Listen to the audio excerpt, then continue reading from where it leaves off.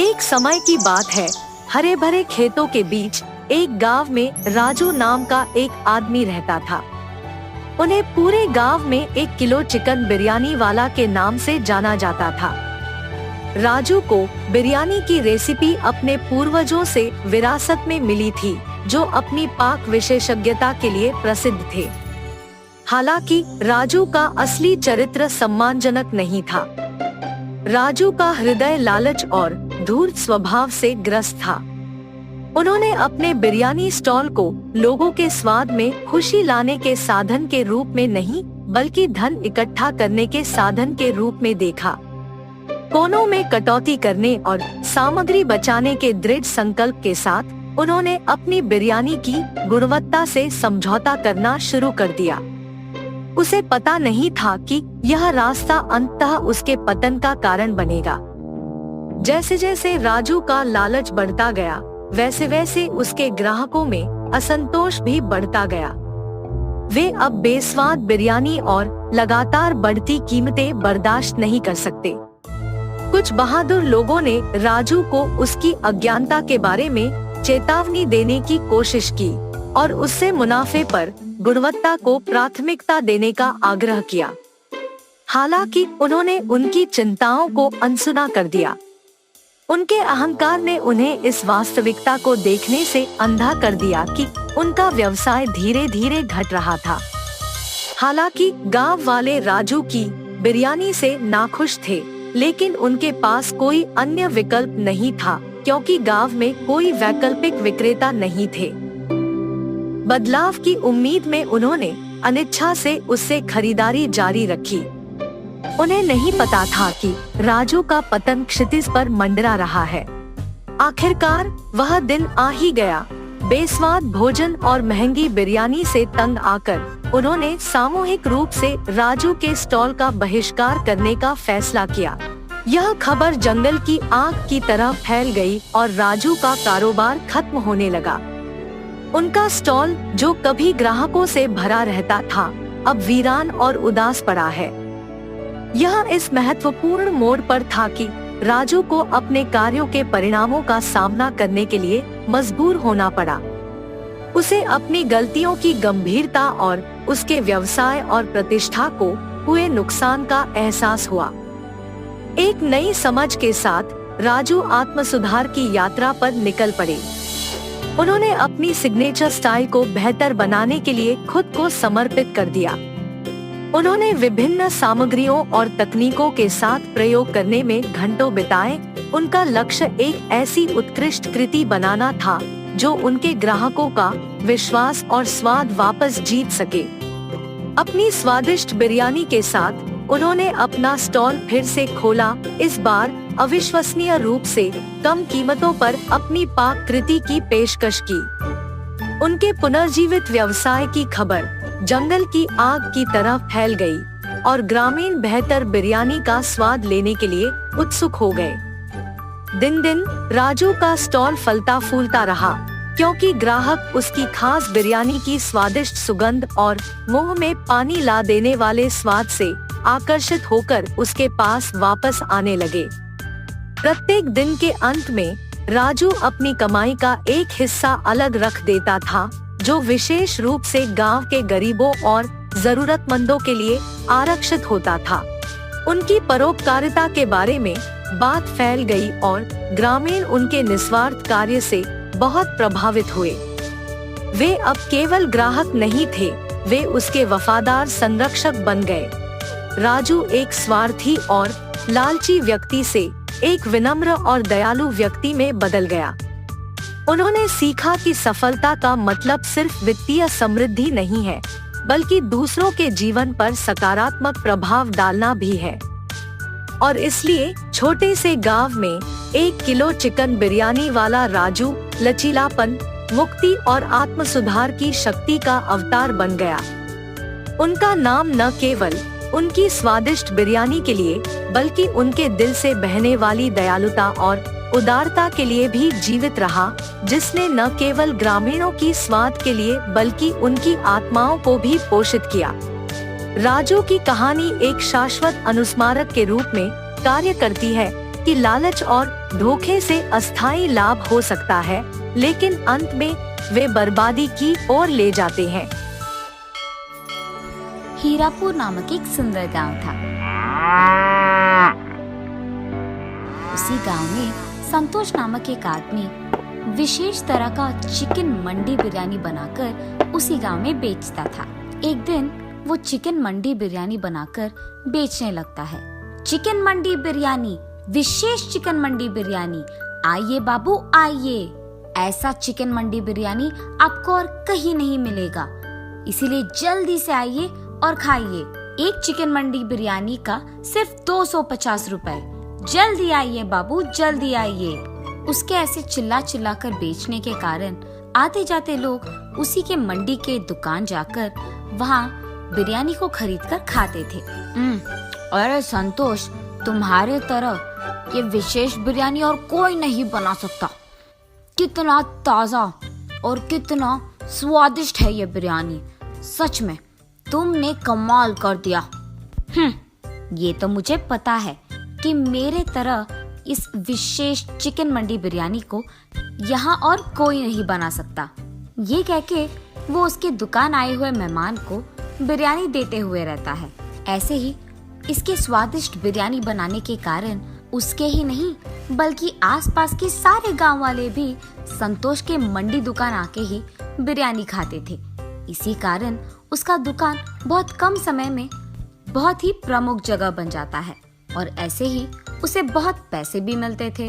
अब इतने पैसे उसके आंखों के सामने देखकर संतोष समझ गया था कि उसके जैसे बिरयानी आसपास में कोई नहीं बना पाएगा और इसी कारण उसे घमंड भी आ जाता है। इसीलिए वो आए हुए मेहमानों से घमंड होके बात करता था। ऐसे कुछ दिन बीत जाते हैं। फिर संतोष का बेटा वसंत उसके पास आता है। पिताजी, मुझे डिग्री में बहुत अच्छी संख्या मिली है। मैं चाहता हूँ कि ऊंची पढ़ाई करके पुलिस बनूं। अरे मेरा बेटा तो बड़ा बन गया है, अब इसको पढ़ाने की क्या जरूरत है। ये अगर मेरे ही साथ काम करेगा, यहाँ व्यापार संभालेगा तो हम और पैसे कमा पाएंगे। वैसे भी मैं अकेले कोई काम नहीं कर पा रहा हूँ, मुझे मदद में एक हाथ तो चाहिए ही। और तो और मैं अपने बेटे को काम सिखाकर उसे अपने पास ही रख सकता हूँ ताकि वो मुझे काम में भी मदद करे और इस व्यापार को संभालने में भी। वसंत, तुम्हें पुलिस बनने की कोई जरूरत नहीं है। हमारे पास उतने पैसे भी नहीं हैं कि तुम्हें पढ़ाऊं। इसीलिए यही बेहतर है कि तुम मेरे साथ व्यापार में साथ दो और यहाँ दुकान में मुझे मदद भी चाहिए। और तो और ऐसे हमारे व्यापार को संभाल के मेरे साथ मदद करते हुए काम करोगे तो पुलिस की नौकरी की वेतन से बहुत ज्यादा कमा पाओगे। और कब समझोगे बेटा, मेरे साथ काम करो, ज्यादा पैसे कमाओ और खुश रहो। अब चुपचाप कल से यहाँ शुरू हो जाओ, ठीक है? क्या मैं अपना पढ़ाई रोककर पापा के साथ मंडी की बिरयानी बना के उसे बेचूं? हाँ, अब अगर पापा की बात नहीं सुनूंगा तो वो बहुत बुरा मान जाएंगे। तो अब करना ही पड़ेगा और उनका बात सुनना ही पड़ेगा। यही सोचते हुए वो निराश होकर अपने घर चले जाता है और इस सोच में पड़ जाता है कि वो क्या करे। अरे हाँ, मैं ऐसा कर सकता हूँ। मैं पापा के साथ सुबह दुकान में उनकी मदद करूँगा और शाम को घर लौटते ही अपनी पुलिस ट्रेनिंग के लिए तैयार हो जाऊंगा। पैसे मैं पापा को पता चले बिना माँ से ले लूंगा। ऐसे तो पापा भी खुश रहेंगे और मैं भी। ऐसे ही उसके बाद उसके फैसले के मुताबिक ही वसंत दिन में अपने पापा के साथ और उनकी मदद करते हुए रहता था और रात में उसकी माँ की सहायता से पुस्तकों को खरीदकर पुलिस बनने की तैयारी करता था। ऐसे कुछ दिन बीत जाते हैं। फिर उसकी परीक्षा का वक्त आता है। परीक्षा के दिन सुबह वो उसके पिता के साथ दुकान नहीं जाता है बल्कि वो अपना परीक्षा खत्म करके वहाँ से दुकान चले जाता है और हर रोज की तरह उसके पिता की मदद करने लगता है। लेकिन रात भर की पढ़ाई के कारण उसे बहुत नींद आने लगती है और वो दुकान में काम करने के बजाय गहरी नींद आने के कारण टेबल पे सो जाता है। टेबल पे सो जाना वसंत के पिता संतोष देखते हैं और गुस्से में उसके पास जाकर ऐसे कहते हैं, वसंत, वसंत, सुबह सुबह तुम्हें नींद क्यों आ रही है? तुम रात भर सोए नहीं? जी पापा, वो मुझे नींद आ गई अचानक, तो मैं सो गया। माफ कीजिए, मैं काम करना शुरू कर दूंगा। वसंत, तुम ऐसे ही करोगे तो अमीर छोड़ो नालायक बन जाओगे। और इतना ही नहीं, ये दुकान ही हमें वो पैसा देगा जिसके सपने हम देख रहे हैं। ऐसे ही सोते रहोगे तो सपना सच कब करोगे? ऐसे गुस्से में उसको डांटकर संतोष वहाँ से चले जाता है। वसंत की परीक्षा खत्म हो जाने के कारण वो अगले दिन से हर रोज की तरह उसके पिता के दुकान जाकर सारे काम वैसे के वैसे ही करने लगता है और उसके परीक्षा के परिणाम का इंतजार भी करता है। कुछ दिन बाद उसके परीक्षा के परिणाम आ जाते हैं। उसमें वसंत के अच्छे मार्क्स आने के कारण उसे जल्द ही पुलिस की ट्रेनिंग के लिए जाने की जरूरत पड़ जाती है। तो इसका मतलब ये हुआ कि मेरे कहने के बावजूद तुमने पढ़ाई करके पुलिस की नौकरी के लिए कोशिश किया है। मैंने तुम्हें बहुत बार समझाया कि उससे ज्यादा पैसे हमारे इस व्यापार में आएंगे। चलो छोड़ो, तुम्हें तो वैसे भी ये बातें समझ में नहीं आएंगी। अब से तुम्हारे बिना भी यही व्यापार अच्छा चलेगा और अकेले ही मैं इसे खूब चला सकता हूँ। तुम्हारे आने या जाने से कोई फर्क नहीं पड़ता है और अब से तुम्हारा घर में रहना या ना रहना तुम्हारी मर्जी है। इससे मुझे कोई फर्क नहीं पड़ेगा। अब से मुझे तुम्हारी जिंदगी के बारे में कुछ भी नहीं पता चलना है। तुम्हें जो करना है करो। ऐसे गुस्से में वसंत पे क्रोधित होकर संतोष वहाँ से चले जाता है। काश पापा समझ पाते कि पुलिस की नौकरी मेरे लिए बहुत जरूरी है और यही मेरा ख्वाब है, मेरा सपना है और मैं सिर्फ यही करना चाहता हूँ। अब नहीं समझ पा रहे हैं। आशा करता हूँ कि पापा कभी न कभी मेरी इस बात को, इस सपने को समझ पाएंगे। पर अगर अब मैं इनके लिए ये नौकरी छोड़ दूंगा तो आगे कभी नहीं कर पाऊंगा। इसीलिए मुझे देर नहीं करना होगा। अभी मुझे पुलिस की ट्रेनिंग के लिए चले जाना होगा।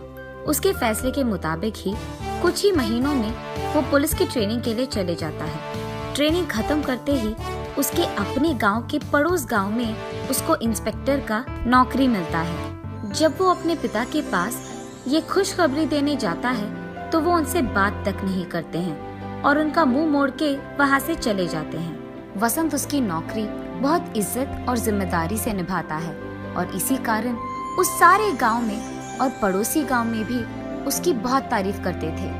और यहाँ संतोष उसके दुकान में कोई भी नौकर नहीं लगाता है, अकेले ही सारे काम करते रहता है। और ये सब उसी गांव में रहने वाले दो आदमी दूर से देखते रहते हैं। संतोष को सारा दुकान और व्यापार अकेले संभालते हुए देख वो दोनों आदमी एक दिन जब संतोष उसके दुकान पे नहीं था, उस मौका देखकर उस दुकान को कब्जा कर लेते हैं। दुकान को लौटने के बाद जब संतोष देखता है कि उसके दुकान में दो नए लोग काम कर रहे थे, वो चौंक जाता है और उनसे जाकर पूछता है, आप इसी गांव के लोग हो ना? क्या आपको पता नहीं है कि ये मेरा दुकान है? आप यहाँ बिरयानी क्यों बना रहे हो? हाँ, ये हमारा दुकान है। तुम हमारे दुकान आकर हमसे ही पूछ रहे हो? तुम ये बताओ कि यहाँ क्यों आए हो? ऐसे हमारे दुकान को तुम्हारा दुकान कहोगे तो हम चुप नहीं बैठने वाले। उन आदमियों का ऐसे कहने के कारण संतोष चौंक जाता है और उसके पड़ोसी दुकान वाले के पास जाता है। भैया, आपको तो पता है कि ये मेरा दुकान है, तो ये लोग आ रहे थे, आपने उन्हें रोका क्यों नहीं? अरे वाह, जब हमें तुम्हारी जरूरत थी तो तुम बहुत घमंड थे। अब जब तुम्हें हमारी जरूरत आ गई तो हम क्यों तुम्हारी मदद करें? चलो जाओ यहाँ से। ये सुनकर वो बहुत निराश हो जाता है और उसी दुख में संतोष उसके घर चले जाता है और हर दिन यही सोचता है कि इस मुसीबत से वो बाहर कैसे आए। और ऐसे बहुत दिन बीत जाते हैं। कुछ दिन बाद संतोष को उसके पड़ोस गांव के दोस्त की याद आती है और उसके पास जाकर वो जो कुछ भी हुआ समझाता है। तब उसका दोस्त, अरे संतोष, इस बात के लिए इतना दुख? तुम चिंता मत करो, हमारे गांव का पुलिस अधिकारी जो है वो बहुत ही अच्छे इंसान है, सबकी मदद करते हैं। जब हमारे गांव वासी का बाइक खो गया था तब भी उस पुलिस इंस्पेक्टर ने हमारी बहुत मदद की थी और उस आदमी को उनका बाइक भी लौटा दिया। वो इतने अच्छे आदमी हैं, मुझे जरूर यकीन है कि वो तुम्हारा भी मदद करेंगे। चलो बिना कोई देरी के उनके पास चले जाते हैं। ये कहकर संतोष का दोस्त उसको उस पुलिस अधिकारी के पास ले जाता है। इंस्पेक्टर साहब, यही है मेरा दोस्त संतोष, और जो कुछ भी हुआ वो इंस्पेक्टर को बताता है। जब संतोष इंस्पेक्टर से मिलने जाता है, वहाँ अपने बेटे को देख संतोष चौंक जाता है और बिना कुछ बात किए वो वहाँ से चलने लग जाता है। पापा रुकिए, हमारी दुकान पे किसी ने कब्जा कर दिया, मैं उन्हें नहीं छोड़ूंगा, हम हमारी दुकान को वापस पाएंगे, चलिए। अरे संतोष, इंस्पेक्टर साहब तुम्हारे बेटे हैं, तुमने तो ये बात बताई भी नहीं। अरे अब चिंता करने की कोई जरूरत नहीं, तुम्हारा बेटा है, ये काम करके ही वापस आएगा, चलो हम भी उसके साथ जाते हैं। और ऐसे वो तीनों संतोष के दुकान के पास जाते हैं। वहाँ दो और लोगों को काम करते हुए देख, हम सालों से इस दुकान में काम कर रहे हैं, तुम्हारी इतनी जुर्रत कि तुम यहाँ कब्जा करके बिरयानी बना के बेच रहे हो, हमारी दुकान हमें वापस कर दो, वरना तुम्हें तो मैं छोड़ूंगा नहीं। अरे साहब, हमें तो पता भी नहीं था कि ये आपका दुकान है, हमने इसका कब्जा कर दिया और उसके लिए हमें माफ कर दीजिए, हमें हमारी गलती का एहसास हो गया है, आप आपकी दुकान को वापस ले लीजिए, हम यहाँ से चले जाएंगे साहब। आइंदा अगर ऐसे ही किसी का दुकान या कुछ भी कब्जा किया तो देखना क्या होगा। जी साहब, माफ कीजिए। उसके बाद वसंत उसके पिता संतोष को और संतोष के दोस्त दोनों को उसके घर ले जाता है। बेटा, मैंने तो तुम्हारी बात भी नहीं सुनी थी, पर फिर भी तुमने मेरे खिलाफ कोई भी गुस्सा नहीं रखा है, और जब मुझे तुम्हारी जरूरत पड़ी तो तुमने ही हमारी दुकान को उन लोगों के कब्जे से आजाद किया। अगर तुम पुलिस की नौकरी नहीं करते या पुलिस की पढ़ाई नहीं करते तो आज ऐसा नहीं होता। हम दोनों शायद उसी दुकान में काम करते हुए किसी के और के कब्जे के कारण रो पड़ते थे, उससे ज्यादा हम कुछ नहीं कर पाते, पर आज तुम्हारी इस पढ़ाई के कारण ही मैं इस मुसीबत से निकल पाया हूँ। आज तुम्हारी वजह से मुझे मेरी गलती का एहसास हुआ है। कोई भी नौकरी करते हुए ज्यादा पैसे कमाकर घमंडी रहना सही नहीं है। तुम्हारी तरह अच्छी पढ़ाई करके, मेहनत करके, काम करते हुए सारे गांव वालों का इज्जत कमाना सच्चा काम है, और यही नेक और ईमानदार काम है। ये मैं समझ नहीं पाया बेटा, और इसके लिए मुझे माफ कर दो। पापा, आपको आपकी गलती का एहसास हो गया, मेरे लिए यही काफी है। चलो ये सब भूलकर हम पहले की तरह खुश रहेंगे। तब से संतोष घमंडी व्यवहार छोड़कर सभी के साथ अच्छे से बात करते हुए, मेहनत से काम करते हुए उसके व्यापार को संभालते रहता है, और दूसरी तरफ उसका बेटा वसंत पुलिस की नौकरी करते हुए सबकी सहायता करते हुए खुश रहता है। दोनों मिलकर उनके अपने अपने काम का इज्जत करते हैं और खुश रहते हैं। एक लंबे समय पहले एक गांव में विनोद और सावित्री नामक पति पत्नी रहते थे। उनके साकेत और प्रणवी नामक 2 बच्चे भी थे। विनोद एक छोटा नौकरी करता था। विनोद को पता था कि उसकी पत्नी बहुत बुद्धिमान और तेज है, इसीलिए उसे हर काम में बहुत प्रोत्साहित करता था। हर वक्त सिर्फ घर के काम करते हुए समय बिताने के बदले सारे काम जल्दी खत्म करके मैं रोज नए प्रकार के व्यंजन बनाने की कोशिश करूंगी।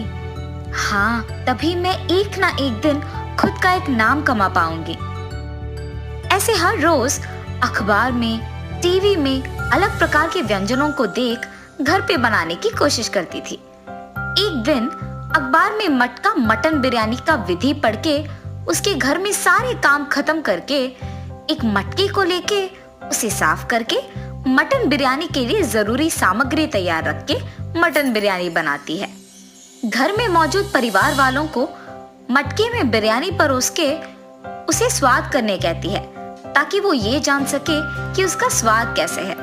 उसके पति और बच्चे मटन बिरयानी का नाम सुनते ही उत्साहित होके खाना शुरू करते हैं। अखबार में जैसे दिया गया था वैसे ही बनाने पर मटन बिरयानी बहुत तीखा बनता है।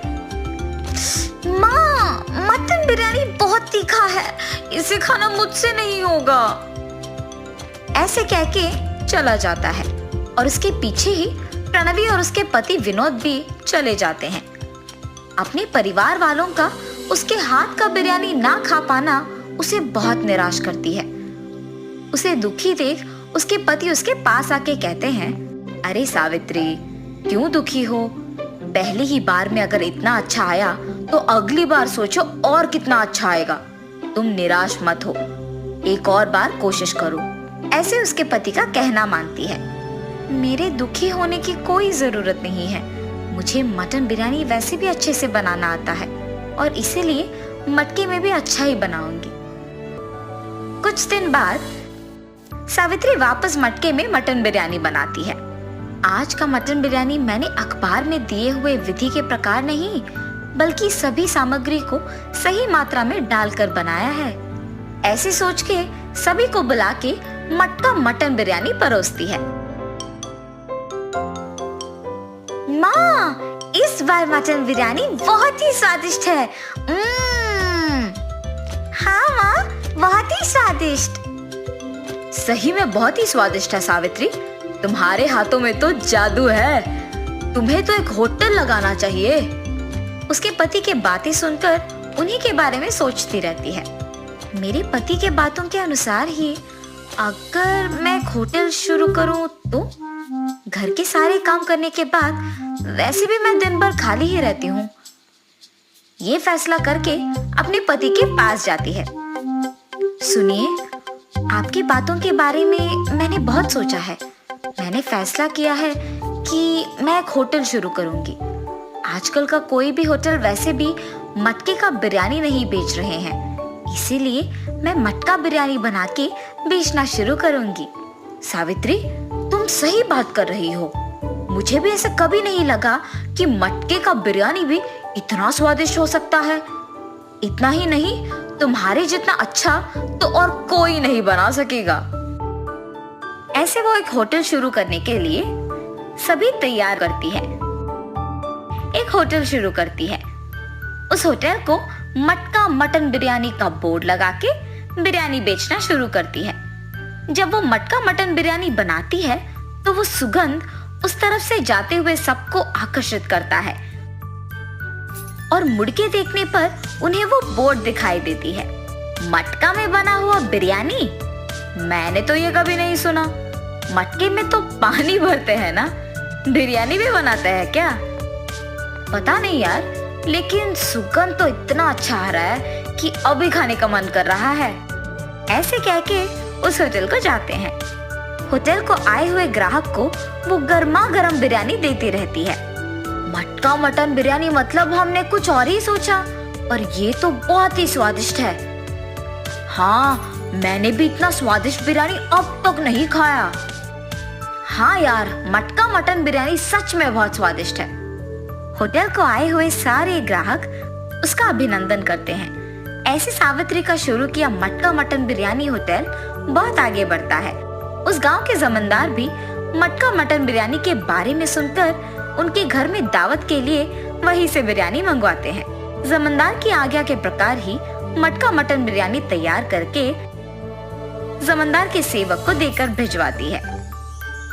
उस मटन बिरयानी को स्वाद करने के बाद उस दावत में सभी उसी बिरयानी के बारे में ही बात करते हैं। ऐसे उनका बनाया हुआ मटका मटन बिरयानी बहुत सारे गांव में इतना प्रसिद्ध होता है कि कोई भी दावत हो तो सभी सिर्फ वहां से मंगवाते हैं।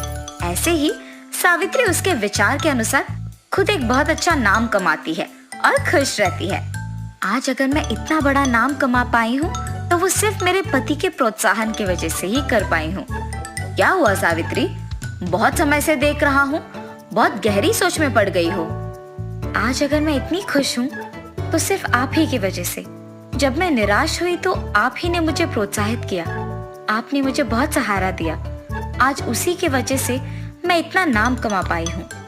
उसके बाद से विनोद अपना नौकरी छोड़ के होटल को संभालने लगता है। जो भी होटल से बिरयानी मंगवाता है उन्हें खुद मटन बिरयानी देता है और ऐसे वो दोनों खुशी से जीते हैं।